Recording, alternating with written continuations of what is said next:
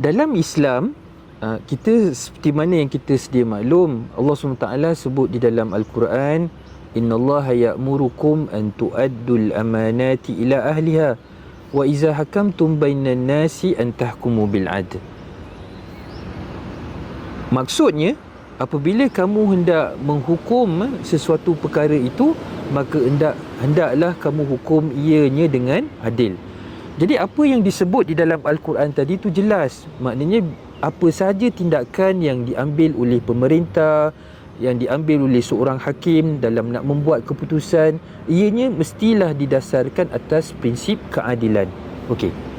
Itu satu prinsip yang sangat jelas. Persoalan dia sekarang, kita telah lihat sebelum daripada ini, di bawah peruntukan perkara 145 Perlembagaan Persekutuan, saya dah sebutkan berkaitan dengan Seksyen 254 Akta Tata Cara Jenayah yang dipakai di Mahkamah Sivil.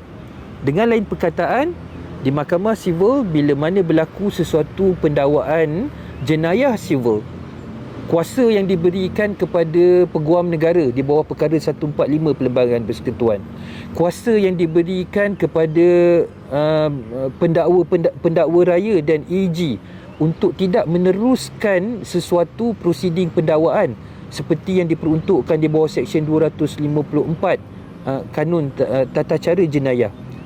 Yang ini adalah amalan peruntukan yang telah digubal, yang telah diluluskan di peringkat parlimen. Maknanya akta ini adalah satu akta yang telah dibahaskan dan dibincangkan oleh kesemua ahli-ahli parlimen dan telah meluluskan peruntukan tersebut.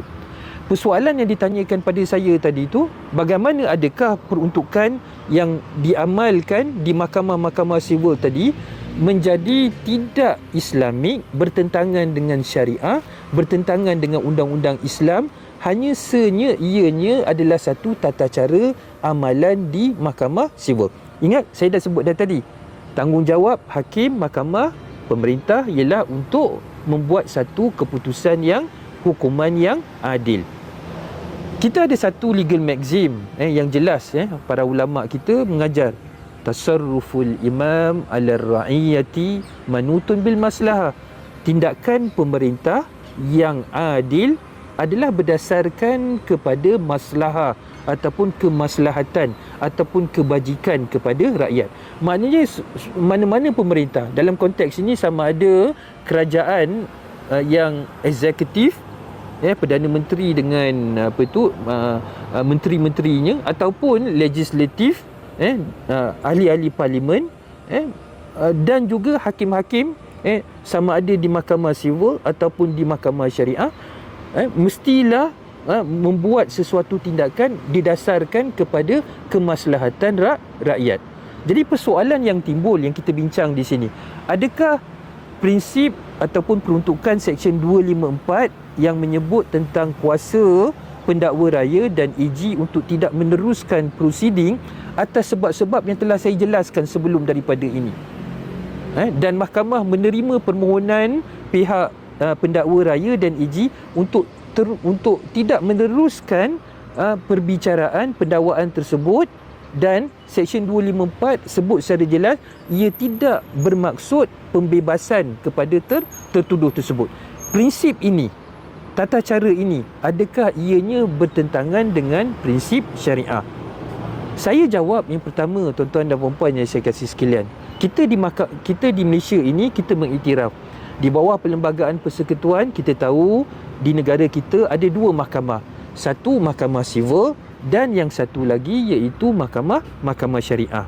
Okey, kita tengoklah macam ni dalam konteks di di mahkamah syariah Kuala Lumpur, Putrajaya dan Labuan.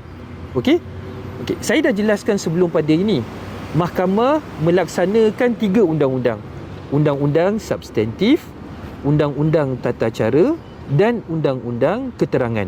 Sama saja dengan undang-undang yang terpakai di mahkamah sivil. Okey, persoalan dia sekarang, bagaimana hakim-hakim, bagaimana pendakwa-pendakwa yang mendakwa kes-kes di mahkamah syariah? Adakah peruntukan berkaitan dengan discharge not amounting to acquittal ini tidak ada dalam peruntukan undang-undang terpakai di mahkamah syariah? Okey, saya jawab.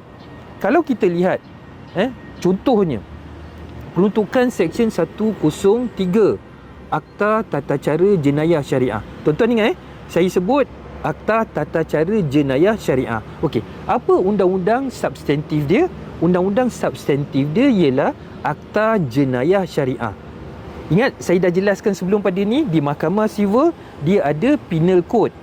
Okey, kita ada di Mahkamah Syariah Akta Jenayah Syariah 1997 bagi wilayah-wilayah persekutuan. Okey. Contohnya, kita tahu dalam biasanya bila kita sebut tentang Mahkamah Syariah ini, orang selalu ingat tentang kesalahan khalwat. Bila ingat Mahkamah Syariah, ingat kes khalwat. Jadi khalwat ini adalah satu kesalahan yang diperuntukkan dalam Akta Jenayah Syariah wilayah-wilayah persekutuan.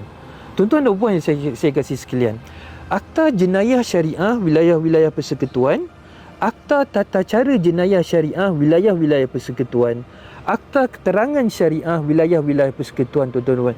Yang ini semua adalah akta-akta yang digubal di Parlimen. Sama saja macam Akta Penal Code, sama saja macam Akta Tata Cara Jenayah yang didakwa di dalamnya Seksyen 254 itu tidak Islamik, tidak syariah.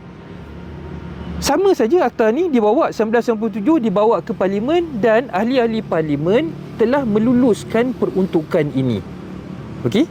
Dan bila mana mereka ini telah meluluskan peruntukan ini, kena ingat, namanya Akta Tata Cara Jenayah Syariah.